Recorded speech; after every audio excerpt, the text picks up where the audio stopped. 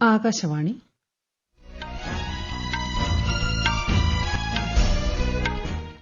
നമസ്കാരം. വാർത്തകൾ വായിക്കുന്നത് ലിൻസ സിറാജ്.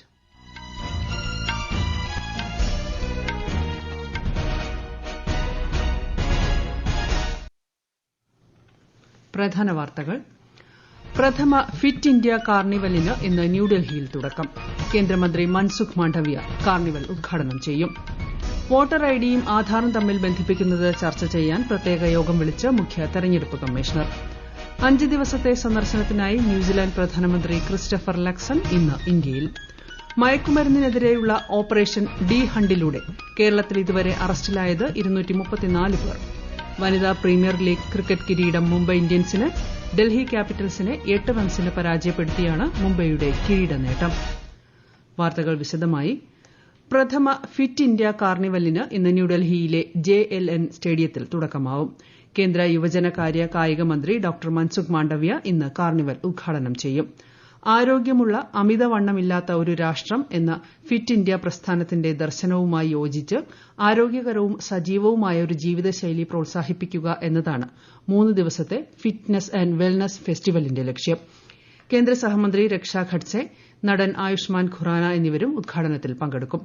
പരിപാടിയിൽ വരാനിരിക്കുന്ന ഖേലോ ഇന്ത്യ പാരാ ഗെയിംസിന്റെ ലോഗോയും ഗാനവും അനാച്ഛാദനം ചെയ്യും. ഖേലോ ഇന്ത്യ പാരാ ഗെയിംസ് ഈ മാസം 20-ന് ദേശീയ തലസ്ഥാനത്ത് ആരംഭിക്കും.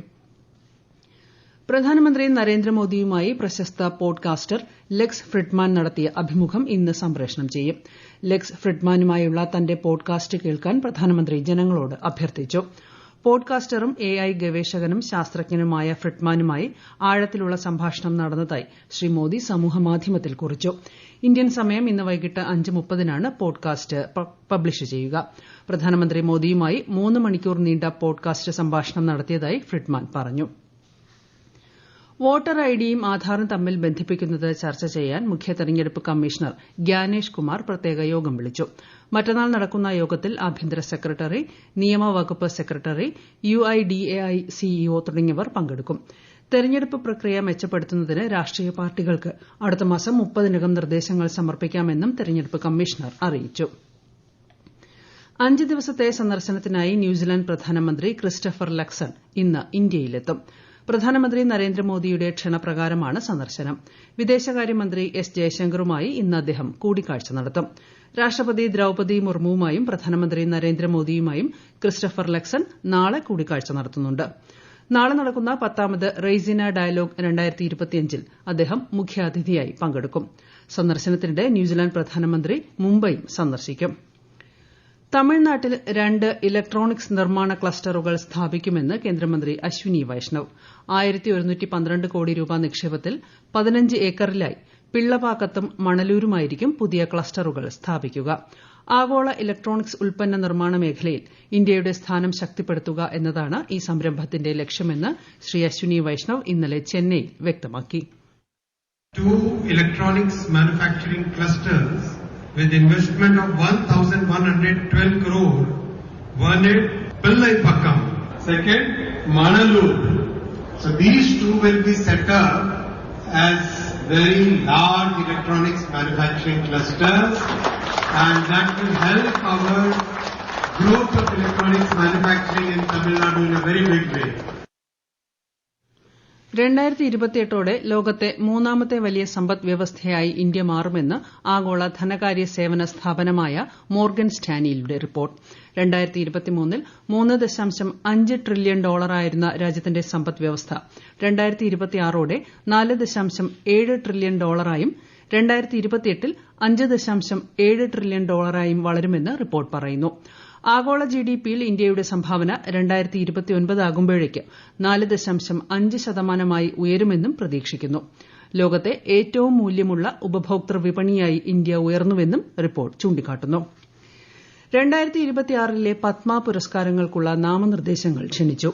ജൂലൈ 31-ആണ് അവസാന തീയതി. നാമനിർദ്ദേശങ്ങളും ശുപാർശകളും രാഷ്ട്രീയ പുരസ്കാര പോർട്ടലിൽ ഓൺലൈനായി മാത്രമേ സ്വീകരിക്കുകയുള്ളൂ. കല, സാഹിത്യം, വിദ്യാഭ്യാസം തുടങ്ങിയ മേഖലകളിലെ മികച്ചതും അസാധാരണവുമായ നേട്ടങ്ങൾക്കാണ് പുരസ്കാരങ്ങൾ നൽകുന്നത്. ഈ വാർത്തകൾ ആകാശവാണിയിൽ നിന്ന്. ആകാശവാണി വാർത്തകളും വാർത്താധിഷ്ഠിത പരിപാടികളും all India radio news Thiruvananthapuram YouTube ചാനലിലും all India radio news Thiruvananthapuram Facebook പേജിലും AR News_ തിരുവനന്തപുരം ഇൻസ്റ്റഗ്രാം അക്കൌണ്ടിലും AR News_TVM X ഹാൻഡിലും ലഭ്യമാണ്. കേരളത്തിൽ ഓപ്പറേഷൻ ഡി ഹണ്ടിന്റെ ഭാഗമായി കഴിഞ്ഞ ദിവസം നടത്തിയ സ്പെഷ്യൽ ഡ്രൈവിൽ മയക്കുമരുന്ന് വിൽപ്പനയിൽ ഏർപ്പെടുന്നതായി സംശയിക്കുന്ന 2362 പേരെ പരിശോധനയ്ക്ക് വിധേയമാക്കി. വിവിധ തരത്തിലുള്ള നിരോധിത മയക്കുമരുന്ന് കൈവശം വെച്ചതിന് 222 കേസുകൾ രജിസ്റ്റർ ചെയ്തു. 234 പേരാണ് ഇതുവരെ അറസ്റ്റിലായത്. നിരോധിത മയക്കുമരുന്നുകളുടെ സംഭരണത്തിലും വിപണനത്തിലും ഏർപ്പെട്ടിരിക്കുന്നവരെ കണ്ടെത്തി കർശന നിയമ നടപടികൾ സ്വീകരിക്കുന്നതിനാണ് മാർച്ച് 14-ന് സംസ്ഥാന വ്യാപകമായി ഓപ്പറേഷൻ ഡി ഹണ്ട് ആരംഭിച്ചത്. റേഞ്ച് അടിസ്ഥാനത്തിലുള്ള NDPS കോർഡിനേഷൻ സെല്ലും ജില്ലാ പോലീസ് മേധാവിമാരും ചേർന്നാണ് ഓപ്പറേഷൻ ഡി ഹണ്ട് നടപ്പാക്കുന്നത്.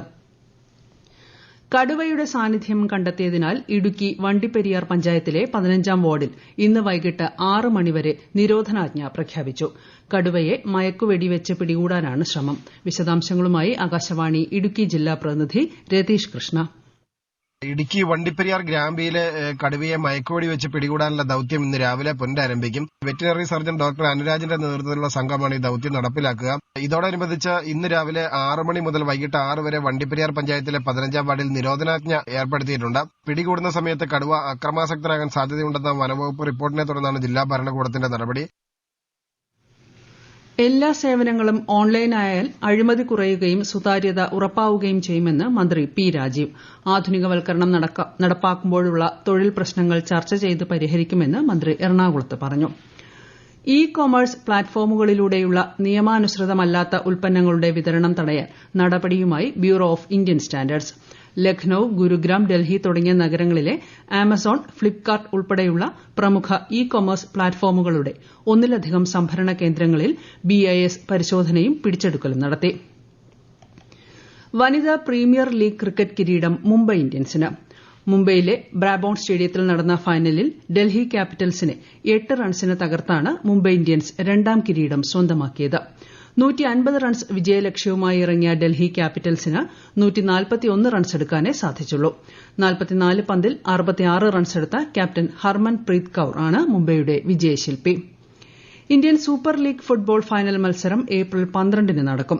വേദി പിന്നീട് തീരുമാനിക്കും. ഈ മാസം 29-ന് നടക്കുന്ന ആദ്യ പ്ലേ ഓഫിൽ മുംബൈ സിറ്റി FC ബംഗളൂരു FCയുമായി ഏറ്റുമുട്ടും. Indian hockey captain Harmanpreet സിംഗിനും സീനിയർ ഗോൾ കീപ്പർ സവിത പുനിയയ്ക്കും hockey India Balbir Singh senior player of the year പുരസ്കാരം.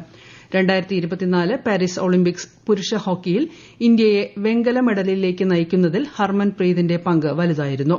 ടോക്കിയോ ഒളിമ്പിക്സിലെ ഇന്ത്യയുടെ വനിതാ ഹോക്കി ടീമിൽ സവിത അംഗമായിരുന്നു. കേരളത്തിൽ ചൂട് ഉയരുന്ന സാഹചര്യത്തിൽ വിവിധ ജില്ലകളിൽ കേന്ദ്ര കാലാവസ്ഥാ വകുപ്പ് മഞ്ഞ ജാഗ്രത പ്രഖ്യാപിച്ചു. കൊല്ലം, പത്തനംതിട്ട, ആലപ്പുഴ, കോട്ടയം, തൃശൂർ, പാലക്കാട്, കണ്ണൂർ ജില്ലകളിൽ താപനില 3 ഡിഗ്രി സെൽഷ്യസ് വരെ ഉയരാൻ സാധ്യതയുണ്ട്. അതേസമയം ചിലയിടങ്ങളിൽ ഇന്നും നാളെയും ഇടിമിന്നലോട് കൂടിയ മഴയ്ക്ക് സാധ്യതയെന്നും മുന്നറിയിപ്പുണ്ട്. 9 മാസമായി അന്താരാഷ്ട്ര ബഹിരാകാശ നിലയത്തിൽ കുടുങ്ങിക്കിടക്കുന്ന US ബഹിരാകാശ യാത്രികരായ സുനിത വില്യംസിനെയും ബുച്ച് വിൽമോറിനെയും തിരികെ ഭൂമിയിലേക്ക് എത്തിക്കാനുള്ള ദൌത്യം ആരംഭിച്ചു. സ്പേസ് എക്സും നാസയും സംയുക്തമായാണ് ദൌത്യം നടപ്പാക്കുന്നത്. ഇന്ന് രാത്രി 9-ന് ക്രൂ 10 അന്താരാഷ്ട്ര ബഹിരാകാശ നിലയത്തിൽ ഡോക്ക് ചെയ്യും. യമൻ തലസ്ഥാനമായ സനയിൽ നിരവധി വ്യോമാക്രമണങ്ങൾ നടത്തി അമേരിക്ക.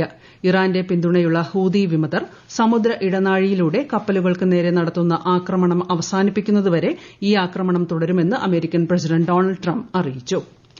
അമേരിക്കയുടെ മധ്യ തെക്കൻ ഭാഗങ്ങളിൽ വീശിയടിച്ച ചുഴലിക്കാറ്റിലും ശക്തമായ കൊടുങ്കാറ്റിലും പെട്ട് 19 പേർ മരിച്ചു.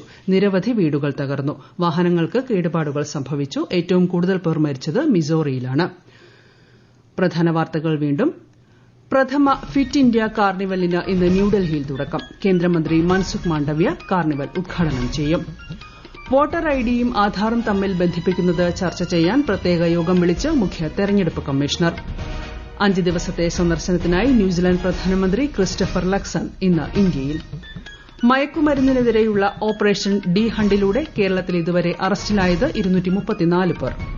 വനിതാ പ്രീമിയർ ലീഗ് ക്രിക്കറ്റ് കിരീടം മുംബൈ ഇന്ത്യൻസിന്. ഡൽഹി ക്യാപിറ്റൽസിനെ 8 റൺസിന് പരാജയപ്പെടുത്തിയാണ് മുംബൈയുടെ കിരീട നേട്ടം. വാർത്തകൾ കഴിഞ്ഞു. അടുത്ത വാർത്താ പ്രക്ഷേപണം ഉച്ചയ്ക്ക് 12:30-ന്.